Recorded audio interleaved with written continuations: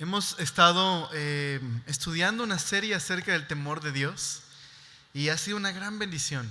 En verdad creo que el Señor ha estado cultivando en nuestros corazones ese temor limpio que nos ayuda a darle lugar a Dios que merece como Dios y reconocer quiénes somos nosotros, quién es Él y qué es lo que Él ha hecho por nosotros. Bueno, pensando en este tema del temor de Dios, recuerdo la historia de un hombre que estuvo en la Segunda Guerra Mundial. Él estaba en su trinchera y las balas estaban todas dirigiéndose hacia el lugar donde él estaba asustado, y a su lado había un soldado que estaba muerto. Así que se dio cuenta que tenía un crucifijo y lo tomó ese crucifijo y empezó a decir unas palabras y estaba aterrorizado simplemente porque sabía que su vida peligraba y podía morir. Llegó otro soldado en ese momento, lo vio mientras él tomaba el crucifijo y le preguntó: ¿qué estás haciendo? Y él, asustado, dijo: no lo sé, pero ¿sabes cómo funciona esto? Y creo que muchas personas ven así su fe con el Señor. Hay una falta de reverencia y respeto en cuanto a la relación que tenemos con el Señor. Lo tratamos demasiado a la ligera. No recordamos que estamos delante de Dios y no recordamos muchas veces quién es el Señor. Lo tratamos de esa manera. El predicador es el autor de Eclesiastés, este libro en el Antiguo Testamento, un libro de literatura sapiensal, poesía. Y él escribe en su libro acerca de la vida debajo del sol. Una vida no sin Dios, pero una vida sin tomar en cuenta la eternidad. Y bajo esta premisa, la premisa debajo del sol, él trató de investigar cuál era el sentido de la vida. Y se encontró con que la vida que no se vive a la luz de la eternidad no tiene sentido. De hecho, el predicador fue un hombre que tuvo mucho dinero, tuvo muchas mujeres, hizo lo que quiso, el placer que tenía su corazón, eso lo realizó. Tuvo el trabajo que quería y aún así no encontró satisfacción en la vida. Él acuñó esta frase de todo es vanidad. Solamente significa, es como perseguir al viento. Tratar de vivir esta vida sin tener en cuenta la eternidad es como perseguir al viento. Nada te satisface, por lo menos en el sentido último de satisfacción. A lo mejor por un momento sí, pero no trae satisfacción completa. Pero aún con esa premisa debajo del sol, el predicador nos enseña en el capítulo 5 de Eclesiastés la necesidad de tener temor de Dios, de ser reverentes a Dios, aún que esa no será su conclusión final, que la vida no tiene sentido. Su conclusión final será la importancia de temer a Dios, pero aún bajo esta premisa, la vida debajo del sol, Él te aconseja y me aconseja a mí: seamos reverentes en cuanto a nuestra relación con Dios. Y creo que podemos aprender muchos consejos de lo que Él nos dice para nuestra vida con Dios a partir del capítulo 5 de Eclesiastés. ¿Por qué no oramos y abrimos este pasaje? Señor, gracias por ser tan bueno.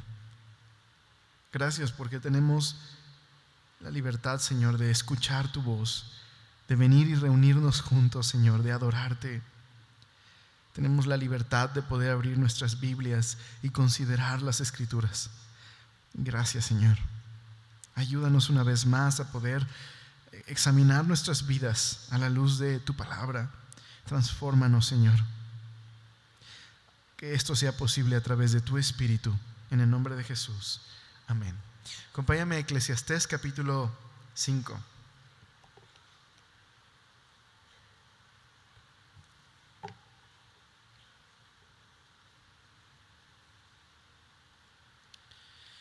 El predicador decidió investigar el sentido de la vida. Decidió investigar si había algún propósito en la vida. Como te dije, una de sus conclusiones preliminares es: no tiene sentido vivir haciendo todo lo que le place a nuestro corazón, aún con placeres legítimos, pero sin tomar en cuenta la eternidad. La vida no tiene sentido, es como perseguir al viento. Pero el predicador, que estuvo examinando el mercado, estuvo examinando varios sitios de Jerusalén, llegó al templo y se puso a ver cómo los adoradores ofrecían sus sacrificios delante de Dios. Verás, el templo era un lugar muy importante para los judíos. De hecho, no podía haber ningún otro templo que no estuviera en Jerusalén. Solo había un templo. Y si querías adorar al Señor, tenías que ir al templo que estaba en Jerusalén para ofrecer los sacrificios. Varias fiestas se realizaban al año y solo podían ser hechas en Jerusalén. Era parte de la vida central, de la vida cúltica del pueblo de Israel, de los judíos. El pueblo giraba en torno al templo, donde estaba la gloria de Dios visiblemente manifestada, la Shekinah, una columna de fuego que estaba en el templo. Era muy importante. Y lo que observó el predicador es que iban estos adoradores, pero no eran sinceros en su adoración. De hecho, no mostraban la reverencia y el honor que Dios merecía. Eran hipócritas y presuntuosos en su adoración. Incluso el predicador se dio cuenta que estos adoradores no tomaban en cuenta lo que estaban haciendo y delante de quién lo estaban haciendo. El día de hoy tú y yo no tenemos un templo como el de los judíos, y quizás la Shekinah visible no está presente como en aquella época. Pero la Biblia dice que la iglesia es un templo para el Señor, no el edificio. Nosotros somos la iglesia. Y que no solo nosotros somos piedras vivas que conforman este templo donde Dios vive, dice Corintios, sino que individualmente cada uno de nosotros somos el templo de Dios donde Dios habita. Es una realidad. Dios vive en nosotros. Esta es la esperanza cristiana de la que habla Colosenses. Cristo en ustedes, la esperanza de gloria. Es una realidad. Así que también nosotros deberíamos recibir el consejo del predicador y ver qué pasos tenemos que hacer para reverenciar a Dios como Él lo merece y qué pasos tenemos que evitar para no ser irreverentes en nuestra adoración a Dios. Me gusta algo que dice el predicador en el versículo 1 y ahí vamos a comenzar. Dice el verso número 1 del capítulo 5: cuando fueres a la casa de Dios, guarda tu pie. Es lo primero que dice. Cuando fueres a la casa de Dios, guarda tu pie. ¿Qué significa eso? ¿Qué significa guardar mi pie? Significa tener cuidado. Significa poner atención a lo que se está dando al lugar donde estoy entrando. Significa tener cuidado delante de quién estoy. David Gusick dice así, este pastor de Capilla Calvario, Santa Bárbara, en los Estados Unidos: guarda tu pie es entender las consecuencias de lo que significa estar delante de Dios. Me gustaría que tomáramos unos segundos solo para meditar en esto. Guarda tu pie significa entender las consecuencias de estar delante de Dios. ¿Qué significa estar delante de Dios? Alexander McLaren, un gran predicador, incluso uno de sus sobrenombres era el príncipe de la exposición bíblica. Imagínate que ese fuera tu sobrenombre. Era un gran predicador. Y él dijo así de este texto: la adoración fructífera y aceptable comienza, dice él, antes de comenzar. Comienza antes de comenzar. Qué importante es aprender a preparar nuestros corazones para ofrecer la adoración que Dios merece. Para acercarnos a Dios necesitamos un corazón preparado de antemano, una actitud reverente al Señor. Primera de Timoteo dice en el capítulo 3, versos 14 y 15, Pablo le escribe al joven Timoteo, un joven pastor, y le dice así: aunque tengo la esperanza de ir pronto a visitarte, te escribo esto, para que, si me tardo, sepas, mira cómo describe lo siguiente, cómo conducirte en la casa de Dios, que es la iglesia del Dios viviente, columna y baluarte de la verdad. Eso es la iglesia, es la casa de Dios. Y repito, no el edificio, nosotros, es la casa de Dios y del Dios viviente, columna y baluarte de la verdad. Creo que nosotros también tenemos que ser reverentes a Dios en nuestra adoración, porque también para nosotros la adoración es la parte vital y central de la iglesia. Fuimos creados para adorar a Dios y el propósito de la vida de los hombres es glorificar a Dios. Por eso la Confesión Menor de Westminster dice: ¿cuál es el propósito último del hombre? El propósito es glorificar a Dios y disfrutar de Él para siempre. Fuimos creados para adorar. Nuestras vidas deben darle honor y gloria a Dios. Y necesitamos entender y recibir esta exhortación que tiene el predicador para nosotros. ¿De qué formas podemos venir a Dios y ser adoradores genuinos? Que Dios puede recibir nuestra adoración. ¿Cuál será la forma correcta de acercarnos a Dios? Bueno, digamos que lo vamos a aprender de la forma negativa. ¿A qué me refiero con eso? Creo que vamos a aprender cuál es la forma correcta al darnos cuenta cuál es la forma que debemos evitar. ¿De qué maneras podemos ser irreverentes a Dios? Y eso mismo nos va a enseñar entonces cómo podemos agradar a Dios con nuestras vidas. Bueno, el predicador nos dice 4 formas en las que tú y yo podemos ser irreverentes a Dios y cómo podemos entonces a partir de eso entender la manera correcta de acercarnos a Dios. Lo primero que dice el predicador está en el verso número 1. La primera forma de irreverencia es ofrecer sacrificios sin obediencia. Ofrecer sacrificios sin obediencia. Dice el versículo número 1: cuando fueres a la casa de Dios, guarda tu pie y acércate más, ¿para qué? Para oír, que para ofrecer el sacrificio de los necios, porque no saben que hacen mal. La palabra oír en el pensamiento hebreo es igual a obedecer. Lo que está diciendo aquí el predicador es: acércate más para obedecer lo que Dios dice que para ofrecer sacrificios sin obediencia. Porque esos sacrificios son los sacrificios de los insensatos que no saben que hacen mal. Es decir, aquellas personas que se acercan a Dios, que ofrecían estos sacrificios, pero que no obedecían a Dios, pero que pensaban que Dios recibía sus sacrificios. Dice, no saben que hacen mal. Dios no puede ser engañado. Él no recibe ese tipo de sacrificios que no incluyen una voluntad rendida a Él. Pero el día de hoy nosotros ofrecemos sacrificios. Bueno, ya no ofrecemos sacrificios a la manera que lo hacían los judíos, porque el sistema de sacrificios que Dios mismo estableció en el judaísmo cesó cuando Jesucristo murió en la cruz del Calvario. Los sacrificios de los judíos, estos sacrificios indicaban aquel que sería el sacrificio perfecto. Eran una sombra y solamente prefiguraban a Cristo. Esos sacrificios, esta manera de devoción a Dios y de tratar con el pecado del pueblo, era insuficiente. Esos sacrificios solamente podían cubrir el pecado. Pero la Biblia dice que Jesucristo es el sacrificio perfecto que quita el pecado. Este sacrificio que ha completado todo otro sacrificio, de manera que cuando tengo una relación con Jesucristo y estoy unido a Él, no hay más sacrificios que ofrecer de este tipo. Pero aquellos que estamos en Cristo y que ha sido el sacrificio perfecto y que murió y resucitó y venció al pecado, la muerte y el infierno, y que hoy vive en nosotros, a través de Él podemos ofrecer otro tipo de sacrificios. Esos sacrificios son espirituales.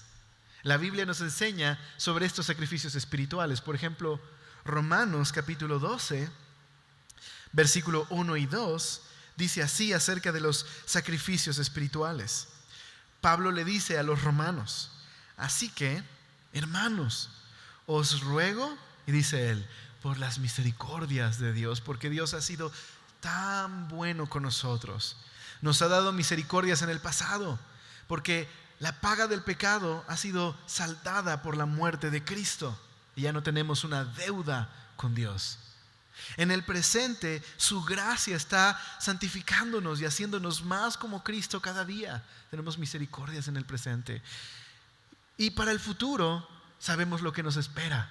Resucitaremos, porque Jesús resucitó y nos espera la vida eterna, la cual hemos recibido el día de hoy y es nuestra posesión por la fe en Cristo. Tenemos misericordias para el futuro. Dios ha sido tan bueno con nosotros. ¿Qué deberíamos hacer? ¿Cómo podemos responder a la misericordia de Dios, al favor de Dios? Esto es lo que dice Pablo, es la manera correcta. Por las misericordias de Dios, les ruego que presentéis vuestros cuerpos, y mira, en sacrificio vivo, santo, agradable a Dios. Este es un tipo de sacrificio espiritual, es un sacrificio vivo, no es un sacrificio muerto como era en el Antiguo Testamento. Esta es la rendición total de nuestra voluntad en obediencia amorosa a Dios. Nuestro cuerpo entregado en sacrificio vivo. Y mira lo que sigue diciendo Pablo. Que este es vuestro culto. Y dice racional.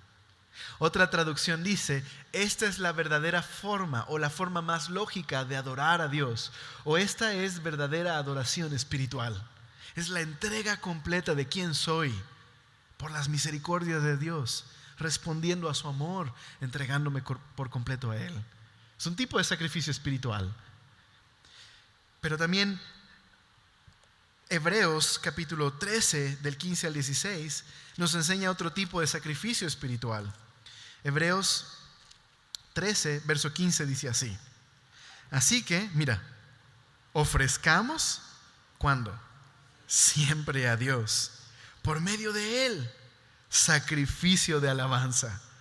Es decir, fruto de labios que confiesan su nombre. Entonces ofrecemos alabanza y adoración a Dios. Confesamos su nombre de labios. ¿Pero qué significa esto? Significa que lo que confesamos con nuestros labios está en sincronización con nuestros pies. ¿Qué quiere decir esto? Con nuestra vida. Le proclamamos Señor con nuestra boca, pero se refleja en nuestra vida.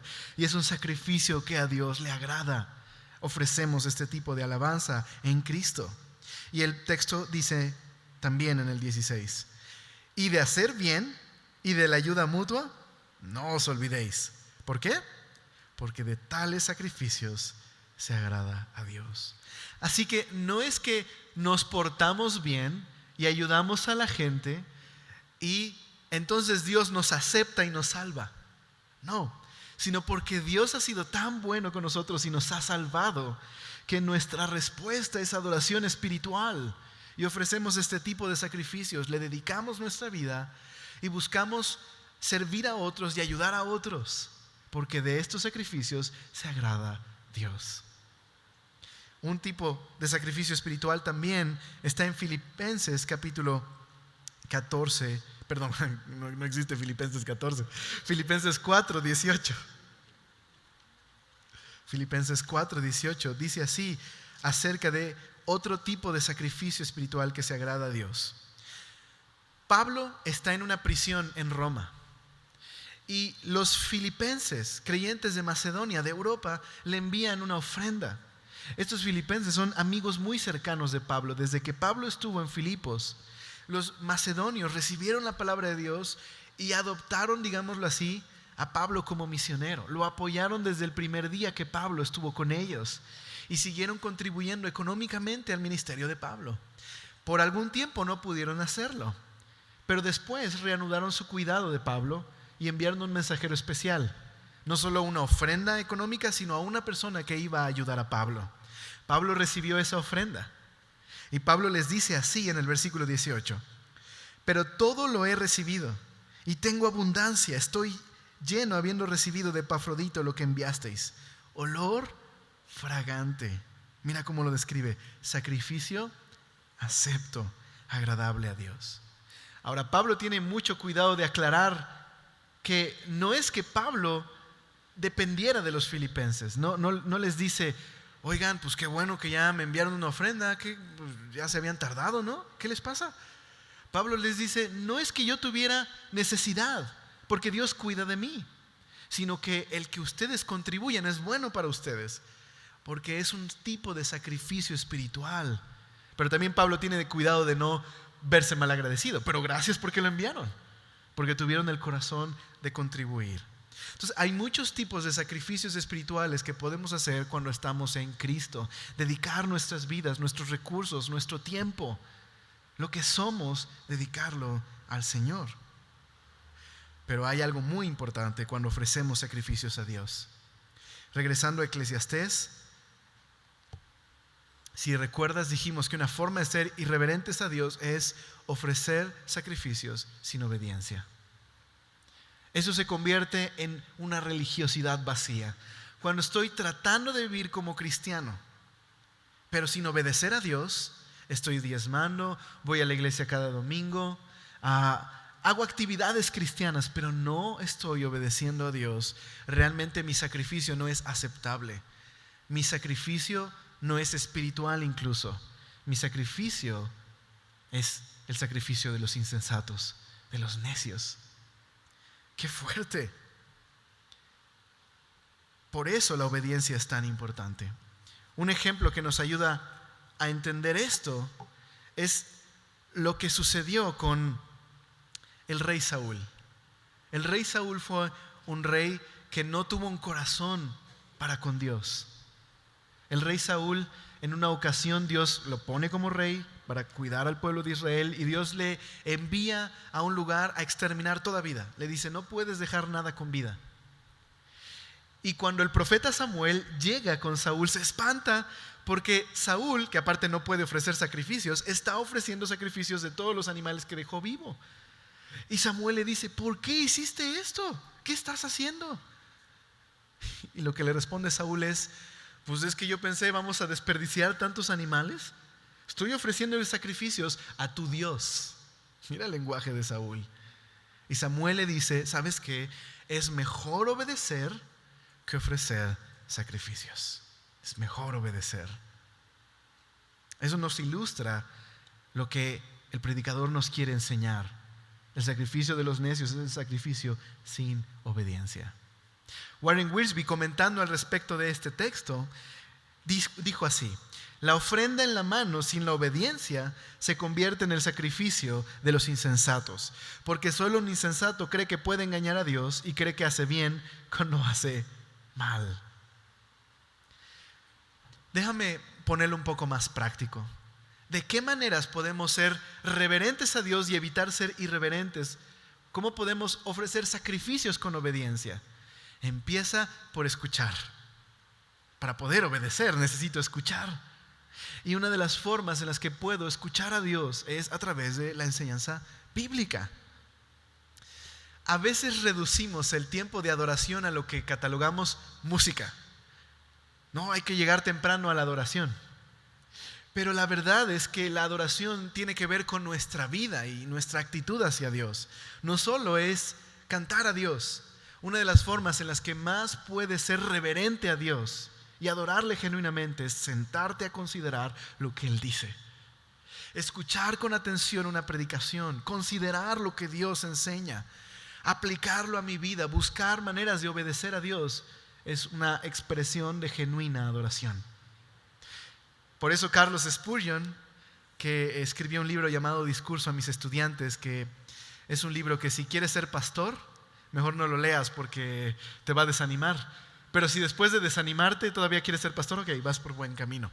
Pero es un libro muy bueno, Discurso a mis estudiantes, y él dijo así acerca de la enseñanza: el acto de escuchar reverentemente la palabra, mira, ejercita nuestra humildad, ilustra nuestra fe, nos llena de radiante alegría, inflama de amor, nos inspira ardiente celo y nos levanta el alma a la mansión celestial. La necesidad que tenemos de escuchar reverentemente a Dios. Por favor, no vayas a ofenderte con lo que voy a decir en este momento, te lo suplico, pero lo tengo que decir. Todos nosotros en algún momento, en algún instante de la prédica, como que cerramos los ojos. ¿Te ha pasado? Todos nosotros, aquí nadie diga, no, yo jamás en una prédica me he dormido. Todos nosotros en algún momento alguien ha tenido que darnos un codazo, o como que despiertas y te perdiste media prédica y, oh, ¿qué pasó? Nos ha pasado a todos. Que por el calor, que la noche anterior que mi sobrina cumplió años y que hasta las 4 de la mañana y que no sé qué. Todos nos ha pasado. Pero la verdad, muchas veces a pesar de estar desvelados, hay lugares donde estamos muy atentos, aunque la noche anterior haya sido difícil. A veces la actitud de dormirnos en el culto, en la reunión, puede ser más muestra no de cansancio, sino de una situación de rebeldía en mi corazón. Y eso es algo que tengo que examinarlo. No tiene que ver con el predicador, tiene que ver con mi actitud hacia la palabra de Dios. Déjame hacerte una pregunta. ¿Qué pasaría si no tuviéramos Biblias? Y lo único que podrías escuchar de lo que Dios dice es cada domingo cuando el pastor expresa la predicación, expresa lo que Dios dice. Es el único que tiene una Biblia, pero ninguno de nosotros tenemos acceso a ella. ¿Cómo escucharíamos la palabra? Bueno, en el segundo y tercer siglo de la iglesia cristiana no tenían copias de la Biblia como tenemos el día de hoy con tanta diversidad. No hay Biblia. Hoy tenemos Biblias de colores, de estudio, de mujer, de niño, de adolescente, en cómic, en etcétera. Tenemos de todo tipo. Pero en esa época, incluso podría decirte que había más tiempo de lectura bíblica y menos tiempo de predicación, porque era muy importante. Queremos oír lo que Dios dice. ¿Qué es lo que Dios dice? Es la Escritura. Y entonces el encargado explicaba la Escritura y exhortaba a la congregación a perseverar en lo que Dios dice. Imagínate de pronto estar en la iglesia y, oye, llegó una carta de Pablo, léela por favor, léela. Bueno, el día de hoy sigue siendo leída la carta de Pablo, pero me parece que hemos tenido un descuido en nuestra actitud de reverencia hacia la enseñanza bíblica. Y creo que tenemos que tener cuidado cuando hacemos nuestro devocional, cuando alguien lee la Escritura. No queremos tampoco religiosidad, queremos reverencia verdadera, sinceridad. Escuchar la palabra de Dios es tan importante. Considera eso. Es una manera en la que vamos a poder obedecer. Así que venir el domingo y decir, Señor, estoy sacrificando mi tiempo. Tómalo en tu libreta, toma nota. Estuvo bien difícil ayer en el trabajo y con todo me levanté temprano y aquí estoy. Y hasta estoy aguantando al pastor que ya lleva media hora de introducción. Mira, hasta me puse aquí unos Durex para que no se me cierren los ojos.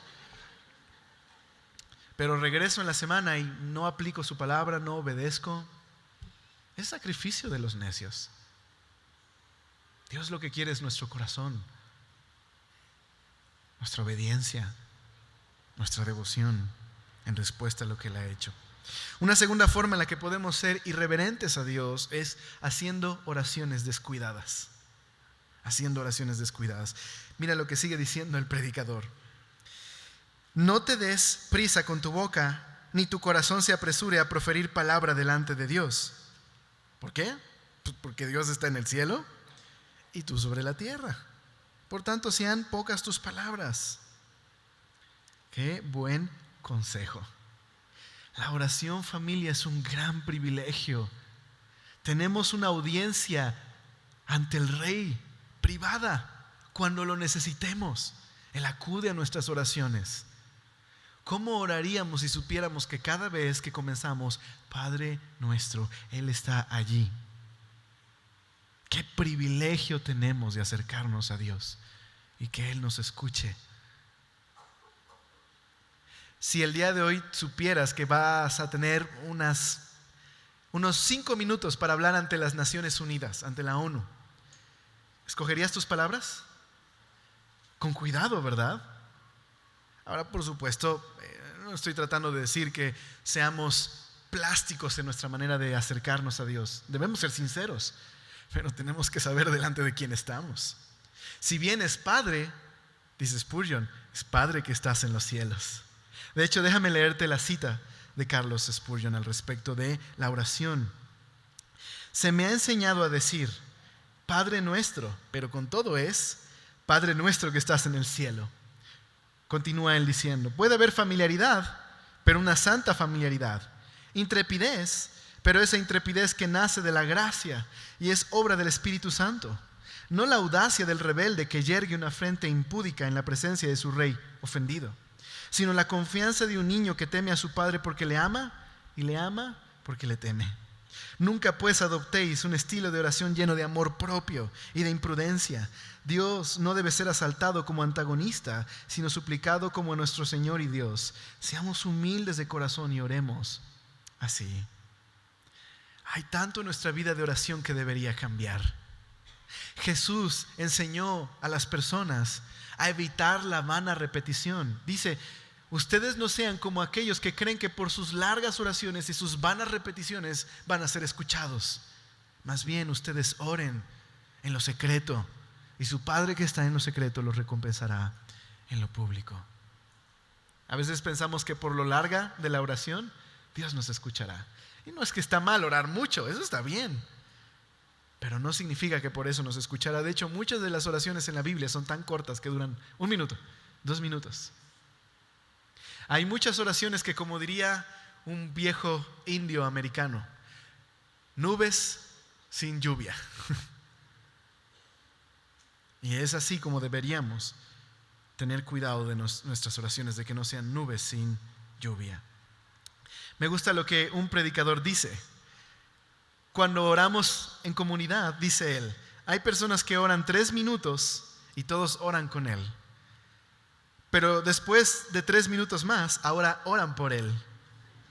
Y los siguientes 3 minutos se ponen a orar contra él. Eso puede estar sucediéndonos. Es más, el pastor David Gusick, que mencioné hace un rato, platica de que hay gente que cuando ora está predicando, que te dan ganas de decir, abre los ojos y mejor ponte a predicar. Estás predicándole a Dios sobre quién es Él y qué es lo que Él ha hecho y quiénes son las personas. Nada más ora. Solo derrama tu corazón. Sé sincero con Dios. A veces nuestras oraciones deberían cambiar radicalmente. Nos acercamos a Dios de la misma manera extraña que a veces un hijo podría acercarse con un padre. ¿Te imaginas un hijo acercándose? Querido y bondadoso Padre, si usted me concede unos minutos de su tiempo para hablarle, con respeto por supuesto, me encantaría sacar un objeto nutritivo que se encuentra en ese aparato metálico en el fondo de nuestra cocina. ¿Quieres un plátano? Sí, pues ve y agarra un plátano. ¿Te imaginas que tu hijo llegara a hablarte así? Dios quiere nuestra sinceridad. Tampoco estoy diciendo que le hablemos con ligereza. Hay que reconocer, Él es Dios, no yo. A veces le hablamos a Dios con mucha falta de respeto. Pero Dios quiere nuestro corazón, quiere sinceridad. John Bunyan, que escribió el libro del Progreso del Peregrino, un libro clásico, todo cristiano debería leerlo. Lo escribió desde la cárcel, estuvo en la cárcel por predicar a Cristo. Y él dijo así: en oración es mejor tener un corazón sin palabras que muchas palabras sin corazón. Me gustaría repetirlo. En oración es mejor tener un corazón sin palabras que muchas palabras sin corazón. De hecho, el predicador tiene una analogía al respecto. Mira lo que dice el verso número 3. Porque de la mucha ocupación viene el sueño, y de la multitud de las palabras la voz del necio. ¿Nunca te ha pasado que de trabajar toda la semana estás muy cansado? Es decir, uno de los resultados de trabajar es tener sueño. De esas veces que te sientas y dices, por fin voy a ver la tele, y alguien te viene a despertar. Cariño, ya son las 2 de la mañana y no viste nada porque te quedaste dormido. Uno está cansado, trabajó. Bueno, la analogía del predicador es, así como el sueño es resultado de una persona que está trabajando mucho, las muchas palabras nos enseñan quién es un insensato al orar. Eso es lo que está diciendo. ¡Auch! Que sean pocas nuestras palabras. Una tercera forma en la que podemos ser irreverentes a Dios es cuando hacemos promesas que no cumplimos. Mira lo que dice ahí el versículo número 4. Cuando a Dios haces promesas, no tardes en cumplirla, porque Él no se complace en los insensatos. Cumple lo que prometes. Mejor es que no prometas, y no que prometas y no cumplas. No dejes que tu boca te haga pecar, ni digas que delante del ángel que fue por ignorancia.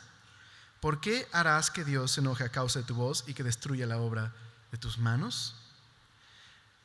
Cuando hacemos votos a la ligera, Dios nunca le había pedido a su pueblo que hicieran votos, pero sí nos motiva a hacer los votos cuando los hacemos de la manera correcta.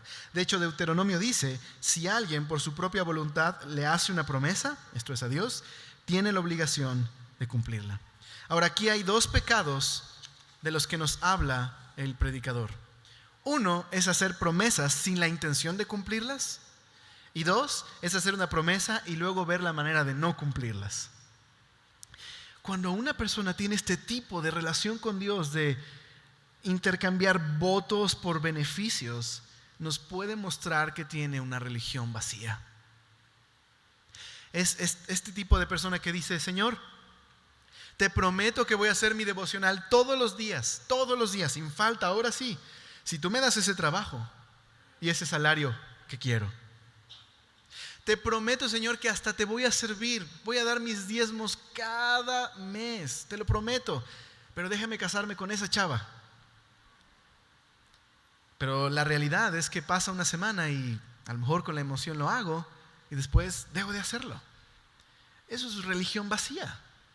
Dios no se agrada de ese tipo de votos. Dios no necesita incluso de ese tipo de votos. Ahora sí te voy a obedecer, Señor. De veras que ahora sí voy a hacer lo que tú quieres. Pero dame esto. Y la Biblia dice que ese tipo de votos son desagradables al Señor. ¿Cuál sería una forma de expresar correctamente mis votos a Dios? No es este tipo de voto que trata de amarrar a Dios a mi voluntad y después veo cómo me escapo de mi voto. Este tipo de voto que a Dios le agrada es el mismo voto que, como dice el pastor Ibert, se ofrecería en el matrimonio. Tanto el hombre como la mujer se expresan votos. Y parte de estos votos son: prometo serte fiel, prometo estar contigo aunque sea difícil. Y no es prometo hacerlo si tú te casas conmigo, prometo hacerlo si tú eres fiel. Es te amo y prometo hacer esto porque te amo. Esos son el tipo de votos que a Dios le agrada, ese tipo de devoción. Señor, has sido tan bueno, quiero hacer un pacto contigo y rendirte mis manos. El fruto de mis manos es para ti, Señor. Tú eres demasiado bueno. No hay nada que yo tenga que tú necesites, pero quiero ofrecerte esto, Señor. Ayúdame.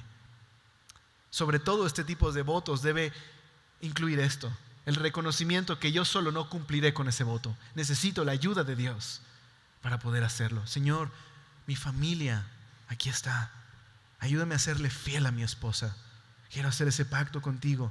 Señor, quiero hacer pacto con mis ojos y mis oídos. Guárdame del pecado, por favor, Señor. Dios le agrada ese tipo de expresión de devoción. Es como lo que hizo Josué. Yo no sé ustedes, pero yo y mi casa, dice Josué, serviremos al Señor. Y el Señor es el que nos ayudará. Así que revisemos la manera en la que adoramos al Señor y confiamos en Él. Busquemos en nuestro corazón si no habrá una religión vacía. Y vengamos al Señor. Bueno, ahora, Alex, pues es que yo he hecho votos.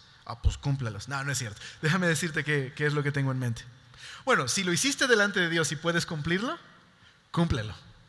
Pero si te diste cuenta que fueron votos a la ligera, lo mejor que puedes hacer es reconocerlo delante del Señor y decir: Señor, perdóname, fui muy insensato. Me arrepiento del voto que hice, perdóname, Señor. Hago un voto de no volver a hacer un voto a la ligera.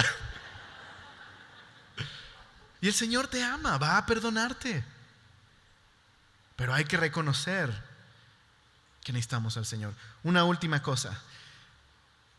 ¿Cómo podemos ser irreverentes a Dios? Presentarnos en adoración sin confesar nuestro pecado. Presentarnos en adoración sin confesar nuestro pecado. Dice el predicador: no dejes que tu boca te haga pecar, ni vengas delante del ángel, que podría ser el sacerdote, y le digas: pues fue por ignorancia. Dice el 7: donde abundan los sueños, abundan también las vanidades y las muchas palabras. Cuando estamos adorando al Señor, participando de la iglesia, pero tenemos una vida de pecado y no nos arrepentimos del pecado, estamos deshonrando al Señor y estamos acumulando disciplina para nuestras vidas. Porque Dios nos ama tanto que no dejará que sus hijos pequen a gusto. Porque Dios quiere tu corazón, porque Dios te ama a ti. No dejará que vivas una vida de pecado. Puedes resistirte a su amor, pero ahí estará su amor confrontándote para que vengas a Él. Pero una persona que participa de la iglesia, estudia en el instituto bíblico, a lo mejor sirve en Batita, sirve en la librería, predica en el metro, pero tiene una relación de pecado, es alguien que no está adorando a Dios genuinamente. ¿Qué necesita hacer? No es límpiate y entonces ven a Dios. Es más bien, ven a Dios para que Él te limpie, porque Él quiere tu corazón. Quiere tener una relación contigo, quiere que abandones esa religiosidad. Tengamos cuidado con la actitud de, bueno, voy el domingo, escucho la prédica, agarro pilas y ya no lo voy a volver a hacer, Señor, pero en la semana sigo con el pecado. Eso es religión. Es una religión muerta. Si descubres que este es tu caso, ven hoy al Señor, escucha la dulce voz de su Espíritu diciéndote, ven, arrepiéntete, yo quiero limpiarte. Quiero tener una relación contigo. Acompáñame al libro de Amós, es un profeta menor, capítulo 5. Está entre Génesis y Apocalipsis, así que no te preocupes, lo encuentras rápido. Y Dios exhorta a su pueblo, reprende a su pueblo por este tipo de adoración insensata, una religión vacía, una adoración llena de hipocresía. Amós, capítulo 5. En el verso número 21, mira lo que Dios le dice a su pueblo. Aborrecí y abominé vuestras solemnidades. Wow. No me complaceré en vuestras asambleas, dice Amós 21. El 22. Y si me ofreciereis vuestros holocaustos y vuestras ofrendas, no las recibiré, ni miraré a las ofrendas de paz de vuestros animales engordados. Quita de mí la multitud de tus cantares, pues no escucharé las salmodias de tus instrumentos. Pero corre el juicio como las aguas y la justicia como impetuoso arroyo. ¿Me ofrecisteis sacrificios y ofrendas en el desierto en 40 años, oh casa de Israel? Ahora bien, llevabais el tabernáculo de vuestro Moloc y Quiún, ídolos vuestros, la estrella de vuestros dioses que os hicisteis. Lo que está diciendo Dios es, vienes a adorarme y tu corazón está lleno de ídolos, de otros dioses. Has comprometido tu corazón con otros esposos. En este sentido de adulterio espiritual. No voy a recibir tu adoración. No es el tipo de adoración que quiero. Es abominable ese tipo de adoración. ¡Qué fuerte! Bueno, Dios quiere animarnos el día de hoy a limpiarnos de ídolos y venir con una adoración genuina a Él. Dejar la religiosidad atrás. Hay otro pasaje en el que Dios reprende a su pueblo precisamente por sacrificios que se ofrecían sin corazón, sin conocimiento de Dios. Y Dios les dice, ok, ¿de veras tú crees que yo me como todos estos animales que tú ofreces? O sea, ¿en serio? ¿Tú crees que si yo necesitara alimento te lo pediría a ti? Yo creé todos los animales. ¿Por qué te pediría algo a ti? Es como si Dios nos dijera, no seas insensato. Adórame correctamente. Dios quiere nuestro corazón.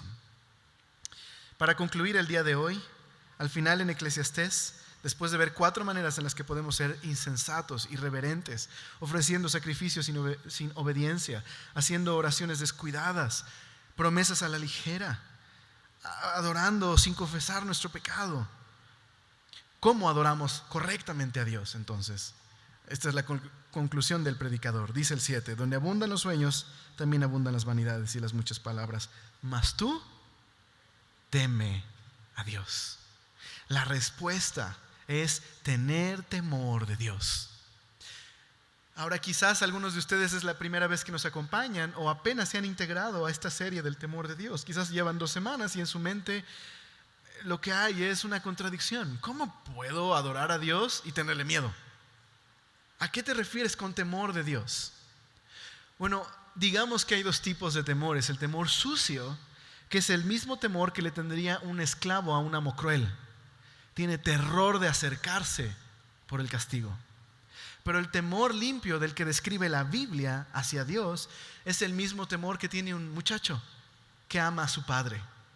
No tiene miedo de su padre por el castigo, tiene miedo de ofender a aquel que ama. Ese es un temor limpio. Y ese es el temor que Dios merece. Es el temor que deberíamos tener en nuestro corazón, la ansiedad de ofender a aquel que nos ha amado tanto y entregó a su Hijo por nosotros. Entonces, solo quiero comparar dos versículos que nos van a ayudar a entender esto. Acompáñame a Primera de Juan, a la esgrima bíblica ahora sí. Primera de Juan, y mira lo que dice el versículo 4:18. Primera de Juan 4:18. En el amor no hay temor, sino que el perfecto amor echa fuera el temor, porque el temor lleva en sí castigo, de donde el que teme no ha sido perfeccionado en el amor. Y nosotros le amamos a Él porque Él nos amó primero. Aquí se describe el tipo de temor que no es agradable a Dios. Es el temor al castigo. Es aquel que no ha entendido lo que Dios ha hecho por él y quién es Dios. Pero en 2 Corintios 7 está la segunda clase de temor. 2 Corintios 7:1. Después de que Pablo le dice a los corintios: Dios vive entre ustedes. Ustedes son la congregación de Dios donde Dios habita. Mira lo que les dice en el verso 1. Así que, amados, puesto que tenemos tales proezas, limpiémonos de toda contaminación de carne y de espíritu, perfeccionando, dice ahí, la santidad en el temor de Dios. Mira, ya que Dios nos ha prometido todas estas cosas, que nos ha rescatado, que nos ha hecho su templo, que Dios habita en nosotros, busquemos la santificación. ¿Cómo? Perfeccionándola en el temor a Dios, la reverencia que Dios merece, reconocer quién es Dios y quién soy yo y qué es lo que Él ha hecho por mí.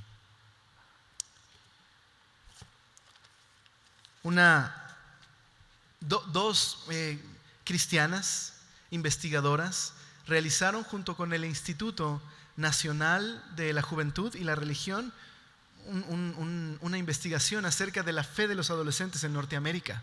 Lo hicieron en Carolina del Norte. El resultado de esa investigación fue acuñar un término que identificaba la fe de estos adolescentes. El término es deísmo moralista terapéutico. ¿Qué significa? Descubrieron que todos estos adolescentes, que muchos de ellos vienen de padres cristianos, cuando se les preguntó en qué consiste la fe cristiana, respondieron: 1, Dios creó el mundo y ayuda a que todos los seres humanos estén bien junto con los animales. 2, Dios no se mete en nuestra vida, a menos que tengamos problemas, Él nos va a ayudar. 3, la meta de la vida es ser feliz y estar bien contigo mismo. 4, todos van al cielo si son buenos. Y 5, lo que Dios quiere de nosotros es que seamos buenas personas, nos tratemos bien, como también enseñan todas las religiones del mundo. Lo que encontramos son chicos que no pueden definir qué significa ser cristianos. No hay temor de Dios en su corazón porque no han conocido a Dios. Y creo que nosotros podríamos cometer el mismo error. Y el día de hoy, debido a ser tan individualistas y vivir en un gobierno tan consumista, que nosotros nos convirtamos en consumidores en la iglesia. No me gusta el predicador, no me gusta cuánto predican, no me gusta la alabanza, no me gustan las sillas. Deberían hacer esto, deberían hacer aquello. No me gusta esto que dijo de mí. No me gusta que dé estos ejemplos. No me gusta que haga esto. Deberían hacer lo siguiente. Y entonces no recuerdo que estoy frente a Dios y que ha sido la misericordia y la gracia de Dios que me ha rescatado y que debería vivir una vida de adoración y reverencia por quién es Él. Y no tratar de, como dice el pastor Lenin, acomodar a Dios a mis circunstancias y mi voluntad. O poner a Dios en la plancha y diseccionar a Dios y decir: Dios es esto y Dios es aquello y Dios debe hacer esto para mí. Eso es muy peligroso. Quiero despedirme con una siguiente ilustración. En uno de los libros de las Crónicas de Narnia, El caballo y el muchacho, narra la historia de dos caballos y obviamente también seres humanos, porque es el caballo y el muchacho. Uno de los caballos huye de Narnia por rebeldía, pero una yegua llamada Yuin, ella termina capturada y sacada de Narnia.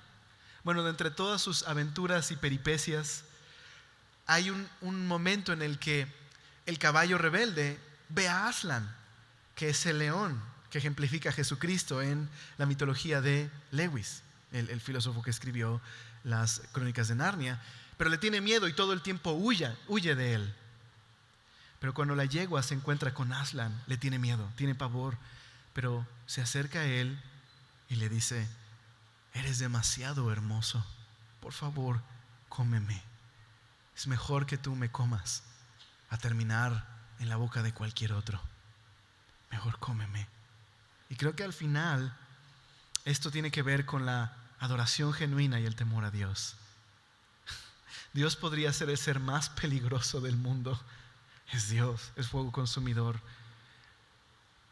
Pero no hay ser más bello que Él. No hay otra fuente de vida. No hay otro a quien acudir que pueda saciar nuestras necesidades. Y aparte nos ama y es bueno. Y ha enviado a Jesús a rescatarnos. Medita en estas cosas, considéralas. ¿Por qué no oramos juntos? Señor, gracias por ser tan bueno. Y gracias por amarnos tanto, Señor. Perdónanos por tener una actitud religiosa o el otro extremo, ser consumistas cristianos que exigimos lo que tú deberías hacer y expresamos todo lo que no nos gusta y no nos parece de tu iglesia y olvidamos quién eres tú y quiénes somos nosotros, dónde estás tú y dónde estamos nosotros y lo bueno que has sido con nosotros, Señor. Perdónanos cuando somos irreverentes en nuestro trato con la palabra, Señor, porque como tratamos la palabra es como te tratamos a ti, Señor. Ayúdanos a hablar menos y a escuchar más, a ser obedientes, Señor.